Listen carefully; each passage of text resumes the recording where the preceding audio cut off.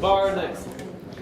So today I'm going to tell you why you are the weakest link. Why, even though so many good defense mechanisms have been invented, somehow it's always the person that fucks up the security, no matter how sophisticated it might be.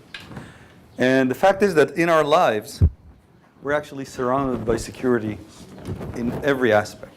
No matter where we go. Is this working, the 15-second thing?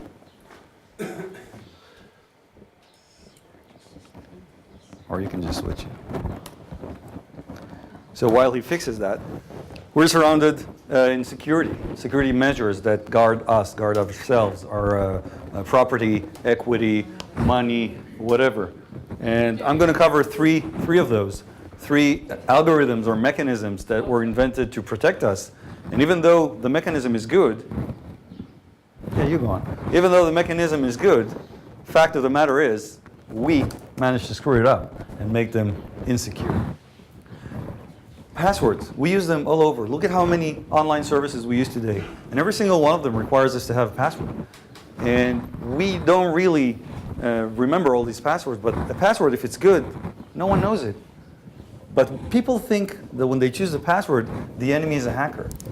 But a hacker is just a person. Today, we're fighting criminals who use small devices, big servers, or huge networks of thousands of computers to try to break your password. And if you look at the numbers, you will see that even if you look at the big network, it only takes a few days to break a long password and a sophisticated password. It's not a person we're fighting against. People don't even change their passwords. Let's say you have a good password. You don't change it. So if someone is trying to guess it, eventually they will, right? And those who say they change it once a month, they're lying. No one does. This is the list of the worst passwords last year. Look at this. These people actually use these passwords to protect important things, right? Their email, their bank account. And you know what's even worse? They reuse them in other places. And guess what? Every now and then a website is being cracked and they put the passwords in the internet because that's what hackers do. They show off. And it turns out that people use the same password in a number of places. So now I can use a password to go somewhere else. Now let's talk about credit cards. A credit card is a secure thing. It has the credit card number and it has a PIN code and it has a CVV. That's the little code behind the card. And these last for as long as the card does, right? And they protect you. But what happens? People put it on the internet. They put photos of themselves with their credit card numbers. And then they answer questions, right? How bad is that? And look at this. This is a lock, a physical lock. Or is it? So when you pick a bad lock, you fucked up the security because the lock itself is actually a good thing. And look at padlocks.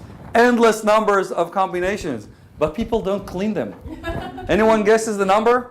It's 148. Many times, by the way, it's the number of your house address. And why is it like that? Because people don't want to know about security. It's a feature and something else needs to do that. When I go to the car mechanic, to the doctor, when I call the cable guy, it's their job to fix it. I don't need to know how it works. I just use that. So what can we do? Not really. There's no limit to human stupidity, as Einstein said. And if you, make it idiot-proof, well, in that case, there will always come a bigger idiot, right? Because we are lazy. And security, as many already told you, is always at the expense of usability. We want things to be comfortable. So that is why, even though we have good means to protect us, when we actually use them, we fuck it up. Thank you.